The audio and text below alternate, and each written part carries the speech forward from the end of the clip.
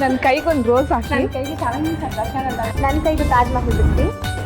ಯಾಕ ನೀನು ವಿಕ್ರಮ್ ಸಿಂಹ ಅಂತ ಹಾಕ್ಸ್ಕೊಳ್ಳೆ? ಬೇಡ ಕಣೆ, ಚೆನ್ನಾಗಿರಲ್ಲ. ಅಯ್ಯೋ, ಬೇರೆಯವ್ರ ಹೆಸರು ಆಗಿದ್ರೆ ಚೆನ್ನಾಗಿರಲ್ಲ, ಆದ್ರೆ ಭಾವನ ಹೆಸರು ಕಣೆ, ಅವ್ರ ಹೆಸರು ಹಾಕ್ಸ್ಕೊಂಡ್ರೆ ತೊಂದ್ರೆನೇ ಇರಲ್ಲ. ನೀನ್ ನನ್ನ ಕೈಗೆ ರೀತಿ ಮೆಹಂದಿ ಹಾಕಿ ಕೂರಿಸ್ಬಿಟ್ರೆ ಫಂಕ್ಷನ್ಗೆ ಬಂದವನ್ನೆಲ್ಲ ನಾನು ಹೇಗೆ ನೋಡ್ಕೊಳ್ಳೋದು? ನಾನಿದ್ದೀನಲ್ಲಿ, ನಿನ್ ಫ್ರೆಂಡ್ಸು ನಮ್ಮ ಸಂಬಂಧಿಕರೆಲ್ಲ ನಾನು ಸಖತ್ತಾಗಿ ನೋಡ್ಕೋತೀನಿ. ಯು ಡೋಂಟ್ ವರಿ, ನನ್ನ ಮಧುರ ಇಸ್ ಹಿಯರ್, ನೋ ಫಿಯರ್. ನೀನ್ ಇವಾಗ ಮದ್ವೆ ಹುಡುಗಿ, ಇದ್ರ ಬಗ್ಗೆಲ್ಲ ತಲೆ ಕೆಡ್ಸ್ಕೋಬೇಡ್ವೆ.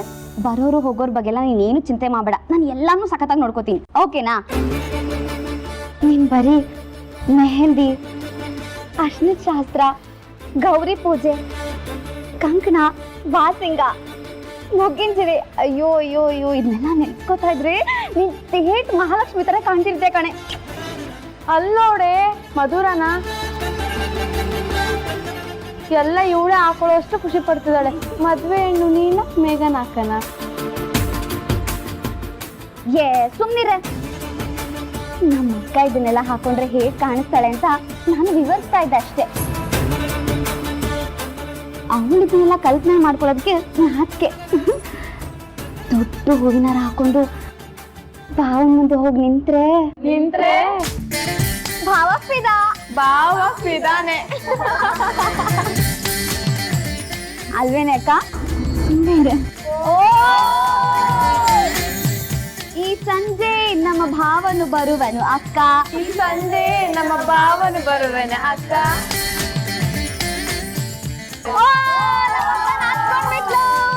ಕೆಂಪಾದವು ಎಲ್ಲ ಕೆಂಪಾದವು.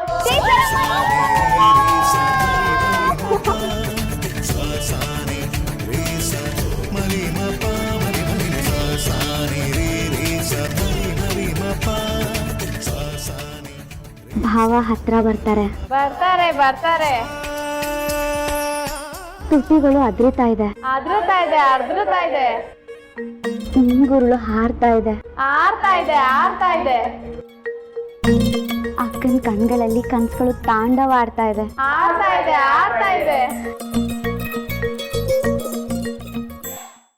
ಮೈ ಬಿಸಿ ಆಗ್ತಾ ಇದೆ.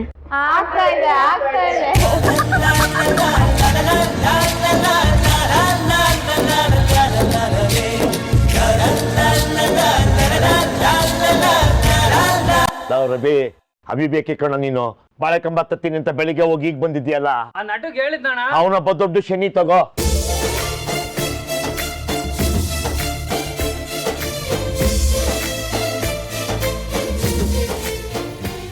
ಆಹಾ ಆಹಾ, ಮದುಮಗಳೇ, ಎಷ್ಟು ಚೆನ್ನಾಗಿ ಕಾಣ್ತಾ ಇದೀಯ ನೀನು. ರಾಣಿ ತರ ಕಾಣ್ತಾ ಇದೀಯ. ಅಪ್ಪ, ಇವಳು ಯಾಕೆ ಚೆನ್ನಾಗಿ ಕಾಣ್ತೀಯ ಅಂತ ನಿನ್ ಕಾರಣ ಏನಾದ್ರು ಗೊತ್ತಾ? ಸುಮ್ಮನೆ ಇರೆ. ಗೊತ್ತು ಬಿಡೆ ನನಗೆ ಅವಳು ಯಾಕೆ ಇಷ್ಟು ಚೆನ್ನಾಗಿ ಕಾಣ್ತಾ ಇದ್ದಾಳೆ ಅಂತ. ಅವಳಿಗೆ ನಾಚಿಕೆ, ಭಯ ಎಲ್ಲ ಒಟ್ಟೊಟ್ಟಿಗೆ ಆಗ್ತಾ ಇದೆ. ಅಕ್ಕನ ಮದ್ವೆಗೆ ಮೆಹಂದಿ ಶಾಸ್ತ್ರ ನಡೀತಿದೆ. ಹೇಗಿದೆ? ಚೆನ್ನಾಗಿದೆ. Thank you so much.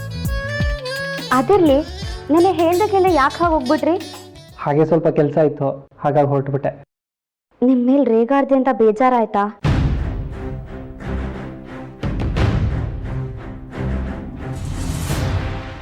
I am sorry. ಹಾಗೇನಿಲ್ಲ ಬಿಡಿ. ನೀವು ಶ್ರೀಮಂತರು, ನಿಮ್ಗಿದೆಲ್ಲ ಅರ್ಥ ಆಗೋದಿಲ್ಲ. ನಾವು ಬಡವ್ರ ಮನೆ ಹೆಣ್ಮಕ್ಳು ಏನೇ ಮಾಡಿದ್ರು ಜನ ಅದನ್ನೇ ತಪ್ಪು ಹುಡುಕ್ತಾರೆ. ಅದಕ್ಕೆ ಹಾಗಂದೆ, ನನ್ನ ಕ್ಷಮಿಸಿ. ಬಡವರ ಮನೆ ಹೆಣ್ಮಕ್ಳು ನೀವಿದ್ದ ಹಾಗೆ ಇರಬೇಕು, ಒಂಚೂರು ಹೆಚ್ಚು ಕಡಿಮೆ ಇರಬಾರ್ದು. ಹೇಗೆ ನಿಮ್ಮ ಥರ. ಆದರೆ ನಾನು ಹೋಗಿದ್ದು ಬೇರೆ ವಿಚಾರಕ್ಕೆ.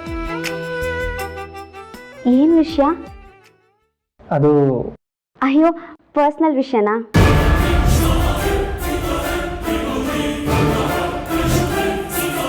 ಕೇಳಬಾರ್ದಾಗಿತ್ತು, ಸಾರಿ. ಪರವಾಗಿಲ್ಲ, ಕೇಳಿದ್ರೇನು ತಪ್ಪಿಲ್ಲ ಬಿಡಿ. ಅಯ್ಯೋ, ನಾನು ನೋಡಿ ಸುಮ್ಮನೆ ನಿಂತಿದ್ದೀನಿ. ಕಾಫಿ ಮಾಡ್ಕೊಡ್ಲಾ?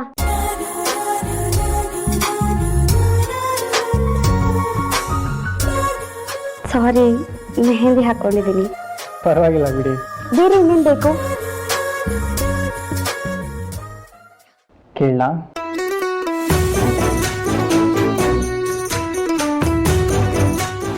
ಕೇಳಿ. ಬನ್ನಿ ಎಲ್ಲಿಗೆ? ಬನ್ನಿ ಮಾತಾಡಬೇಕು. ಅಲ್ಲ, ಎಲ್ಲಿ ಕರ್ಕೊಂಡು ಹೋಗ್ತಿದ್ದೀರಾ? ಹೇಳ್ತೀನಿ ಬನ್ನಿ. ಮೊದಲು ಹೇಳಿ ಎಲ್ಲಿಗೆ ಅಂತ. ಅಯ್ಯೋ ರಾಮ, ಒಂದ್ ನಿಮಿಷ ಹೇಳ್ತೀರಾ? ಯಾಕೆ ಇಲ್ಲಿ ಕರ್ಕೊಂಬಂದ್ರಿ? ಇದೇ ಜಾಗ ಬೇಕಿತ್ತಾ? ನೋಡ್ತವ್ರಲ್ಲ ಏನ್ ಅನ್ಕೊಳಲ್ಲ. ಬನ್ನಿ ಮೊದ್ಲಿನಿಂದ. ಒಂದು ನಿಮಿಷ. ನೆನ್ನೆ ನಿಮ್ಮ ಮನೇಲಿ ಫೋಟೋ ಬೀಳ್ಸಿದ್ನಲ್ಲ, ಯಾರದು?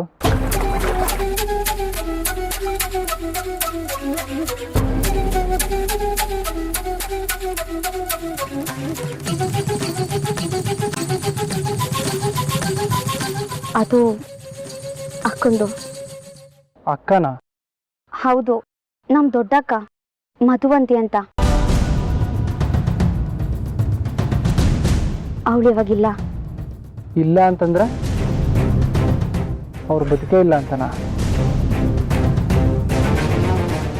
ಹೌದು. ಹೋ, ಸಾರಿ. ಎಷ್ಟು ವರ್ಷ ಆಯಿತು ಸತ್ತು? 10 ವರ್ಷ. ಹೇಗೆ ಸತ್ರು? ಅದು ನೀವು ಈ ವಿಷಯನೆಲ್ಲ ಏನಕ್ಕೆ ಕೇಳ್ತಿದ್ದೀರಾ? ನಾವು ಈ ವಿಷಯನೆಲ್ಲ ಮುಚ್ಚಿಟ್ಟು ಮದುವೆ ಮಾಡ್ತಿಲ್ಲ. ದೇವು ಅಂಕಲ್ಗೆ, ಜಯ ಆಂಟಿಗೆ, ಭಾವಂಗೂ ಕೂಡ ಗೊತ್ತು. ಆದರೆ ನನಗೆ ಗೊತ್ತಿಲ್ಲ. ಹೇಳಿ.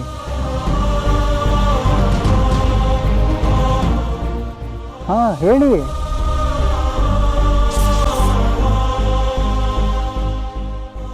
ಹತ್ತು ವರ್ಷದಿಂದ ನಮ್ಮ ಅಕ್ಕನ ಕೊಲೆ ಆಯ್ತು.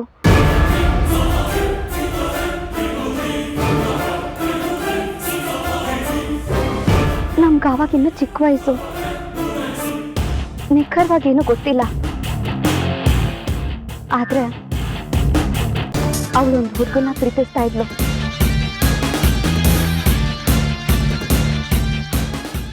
ಅವನ ಪ್ರೀತಿ ಬಲೆಗೆ ಸಿಕ್ಕಿ ಆ ಹುಡುಗನೇ ಅವಳನ್ನ ಕೊಂದುಬಿಟ್ಟಿದ್ದಾನೆ.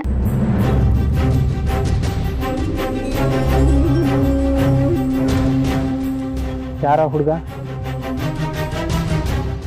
ಅವನು ಯಾರು ಅಂತ ನಮ್ಗೆ ಗೊತ್ತಿಲ್ಲ.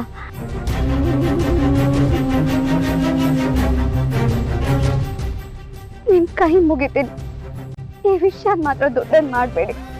ಮದ್ವೆ ನಿಲ್ಲಿಸ್ಬೇಡಿ ಪ್ಲೀಸ್.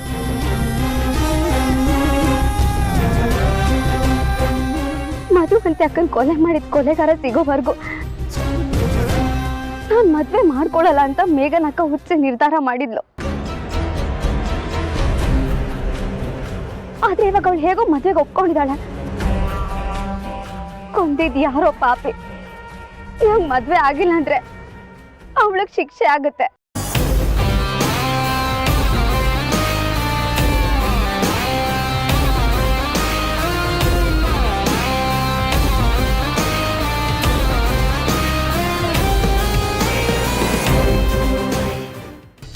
ಮೂರ್ತಿಗಳೇ, ಮೂರ್ತಿ, ಮೂರ್ತಿಗಳೇ, ಮೂರ್ತಿ,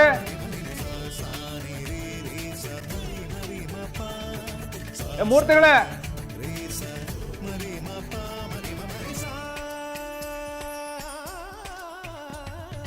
ಏದಯ್ಯ? ಏನ್ರಿ ಸೌಂಡು? ಆಫ್ ಮಾಡ್ರಿ. ಆಗಲ್ಲಯ್ಯ, ಮನೆಯಲ್ಲಿ ಮೆಹಂದಿ ಶಾಸ್ತ್ರ ನಡೀತಾ ಇದೆ ಮಗಳದು. ಸಿಹಿ ಇಲ್ದೆ ಊಟನಾ? ಸಾಂಗ್ ಇಲ್ದೆ ಮೆಹಂದಿನಾ? ಬಂದಿದ್ದೇನು ಹೇಳಯ್ಯ?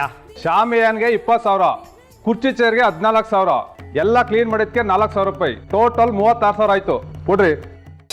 ನೀನು ಮೊದಲನೇ ಸಲ ವಿಕ್ರಮ್ ಸಿಂಹ ಅವ್ರ ಜೊತೆ ಮೇಘನ ಮದುವೆ ಮಾಡಿಸ್ತೀನಿ ಅಂತ ಚಾಲೆಂಜ್ ತಗೊಂಡಾಗ ಎಲ್ಲರೂ ವಿರೋಧಿಸಿದ್ರು, ನಿನ್ನ ಹುಚ್ಚಿ ಅಂದ್ರು.